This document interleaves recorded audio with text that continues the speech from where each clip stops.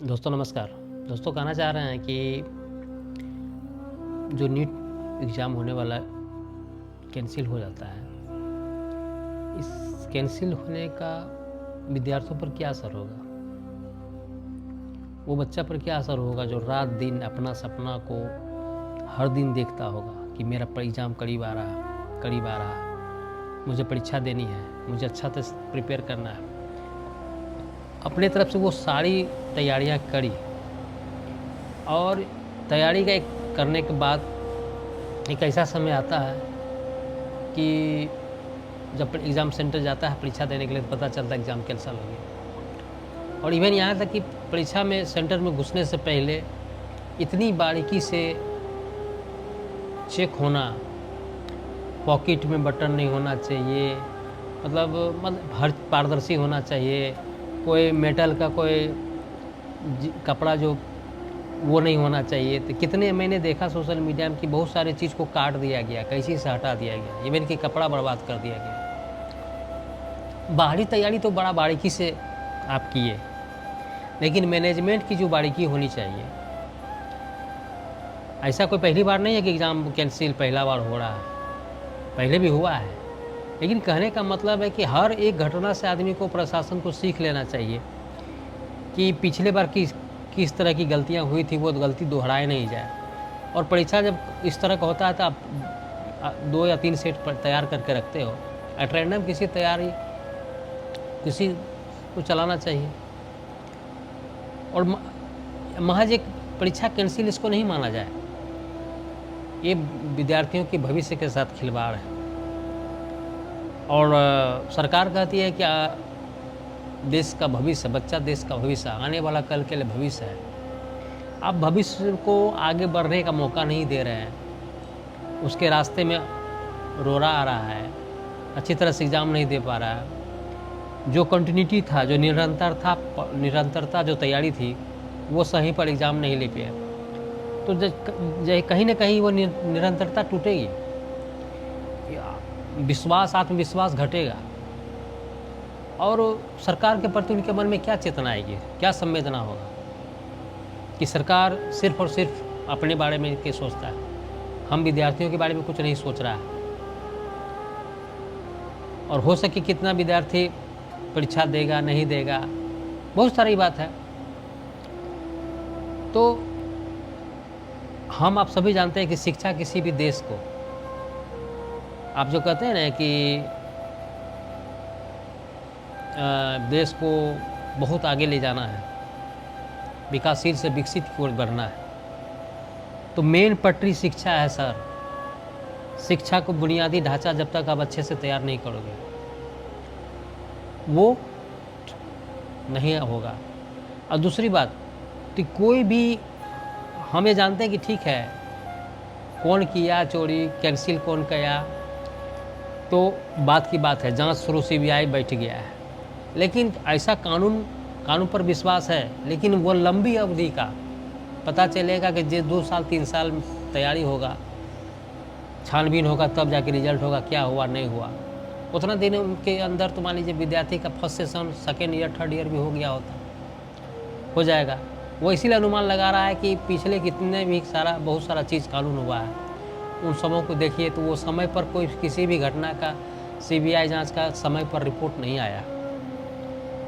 बच्चा वो भी जानता है कि देश में किस किस परिस्थिति में कहाँ तक क्या हो रहा है। अगर मान लीजिए उस तरह का कार्रवाई होता, भले एग्ज़ाम हो जाएगा, आप कह रहे हैं कि फीस नहीं लगेगी, फॉर्म नहीं भरना पड़ेगा, लेकिन वो बच्चों का मेहनत क्या, वो कंटिन्यूटी क्या, जो निरंतरता क्या, जिस होश से, जिस पावर से वो कोशिश कर रहा था, उसके अंदर के कोताहल का क्या, जो बच्चा खुद अभी टेंशनाइड होकर जी रहा होगा। तो इस सब में तत्परता दिखाना चाहिए। अगर आप बच्चे के देश के भविष्य के साथ खिलवाड़ कर रहे हैं और देश के अच्छे भविष्य की कामना करते हैं, तो ये तो बड़ा अजीबोगरीब संभावना हो गया कि बिना पटरी बनाए रेल चलाना चाह रहे हैं। और यह भली बात ये जानते हैं कि रेल पटरी में ही चलता है। इसीलिए अच्छा देश बनने के लिए आज के युवा को, आने वाला पीढ़ी को उसके रास्ता को अख्तियार करना होगा। सेशन विषय वस्तु की गंभीरता को लेनी होगी। छोटी मोटी बात को अगर आप नज़रअंदाज करिएगा तो वो विद्यार्थी के जीवन में कोताहल महसूस करता है और उसको लगने लगता है कि पता नहीं इतना तैयारी करने के बाद भी कुछ नहीं हुआ। तो इन चीज़ को बड़ा गौर करने की ज़रूरत है, ध्यान देने की ज़रूरत है। और केवल ये ऐसा नहीं है कि हर एक घटना से कुछ नहीं होता है, बस एकमात्र न्यूज़ बन के रह जाता है। किसी न किसी जीवन को बहुत परिवर्तित कर देता है, परिवर्तन कर देता है। हो सके बहुत सारे विद्यार्थी का हौसला टूट जाए या वो देना नहीं चाहे, वो दिमागी रूप से कुछ तबीयत खराब हो जाए, वो कहे कि अब शायद उस तरह की तैयारी जो था हमसे नहीं हो पाएगा। बहुत सारी बात है, तो उसका जवाबदेही कौन होगा? उस बच्चे का भविष्य के बारे में क्या होगा? उस गार्जियन का क्या होगा जो बहुत दिनों से कल्पना किए हुए था, अपने बच्चों के प्रति सपना देखे हुए था कि नीट में भेजना है। तो इन सब बातों को बड़ा गौर करने की ज़रूरत है। और तो हम तो ये कहना चाहेंगे कि अगर मान लीजिए CBI आज बैठा है, बहुत अच्छी तरह से बारीकी से यूज़ करे और जिस कोचिंग, जो भी इंस्टीट्यूशन, जो भी बड़ा आदमी इस चीज़ के इस पीछे लगा है, उसके तह तक जाकर उसको बहुत से बड़ी सज़ा देना चाहिए। और इस तरह की सज़ा देनी चाहिए कि दुनिया में मैसेज जाए कि किसी भी विद्यार्थी के भविष्य के साथ खेलने का अंजाम क्या होता है। पैसे के दम पे सब कुछ करने का मतलब, मान लीजिए जिसके पास पैसा होगा, कोचिंग वाला करता है, पैसा वाला करता है, बहुत बड़ा आदमी का हाथ होता है। तो महज एक अपने बाल बच्चे के भविष्य के लिए या कोचिंग में कुछ बच्चों के लिए अपना रैंकिंग को लाने के लिए हो सके ये सब हरकतें करता होगा, लेकिन उसके पीछे हजारों उस गरीब विद्यार्थी का क्या होगा जो ना कोचिंग गया होगा, जो सेल्फ स्टडी करके पढ़ा होगा। उसको लगा होगा कि मेहनत के ही जरिए दुनिया बदल सकता है। और खान सर कहे भी हैं कि शिक्षा माँ का वो सिरनी का दूध है जो शिक्षा पा लेता वो दहाड़ता है। ये बात सही है। अगर सही शिक्षित होगा तो कहीं भी दहाड़ेगा। और शिक्षा के सोशल मीडिया में देखने को मिलता है, बहुत गरीब से गरीब घर का बच्चा अपने को साबित करता है।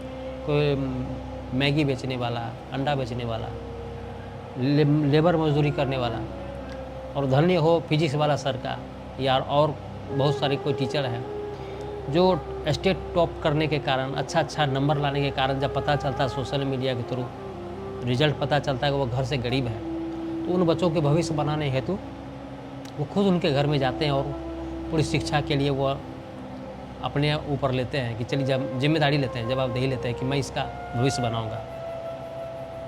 और ये बात को लेकर के खान सर भी बहुत आहत हुए, फिजिक्स वाला सर भी बहुत आहत हुए।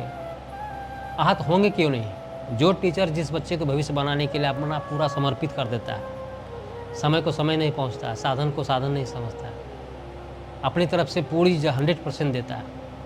बहुत सारे कोचिंग हैं, हर कोई उम्मीद लगा कर रखा है कि अपना भविष्य बच्चे के ऊपर देखता है कि मेरा बच्चा, अगर मेरा कोचिंग का बच्चा, पढ़ाया हुआ बच्चा अगर अच्छा करता है तो मेरा नाम रोशन करेगा।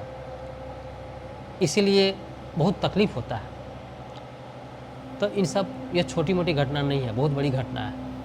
और ये घटना अगर मान लीजिए देश से बाहर जाता है तो ये बदनामी ही, बहुत बड़ी बदनामी है कि विद्यार्थी के भविष्य बनाने वाला चीज़ को भी आप लोग अच्छी तरह से मार्गदर्शन नहीं कर पाते हैं, संचालन नहीं कर पाते हैं, ऑर्गेनाइज नहीं कर पाते हैं।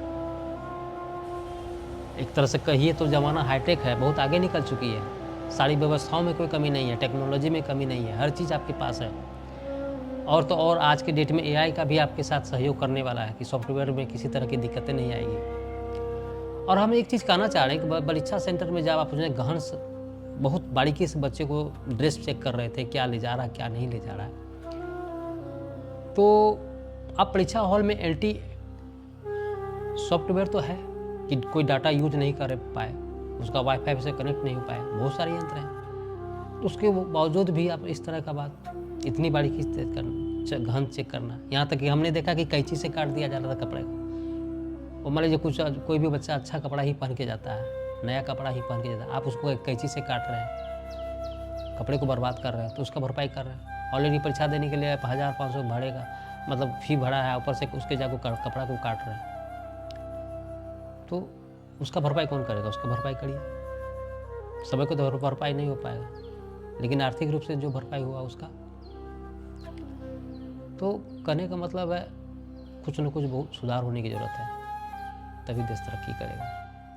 और दूसरी बात, तरक्की में कोई एक व्यक्ति, कोई एक साधन से दुनिया महान नहीं बनता है। देश की तरक्की में हर वो छोटे से छोटे, बड़े बड़े व्यक्ति हो, समाज हो, शिक्षा हो, विद्यार्थी हो, सबका कुछ न कुछ सहयोग रहता है, जो अपना अपना भूमिका निभाता है, तभी देश आगे बढ़ता है।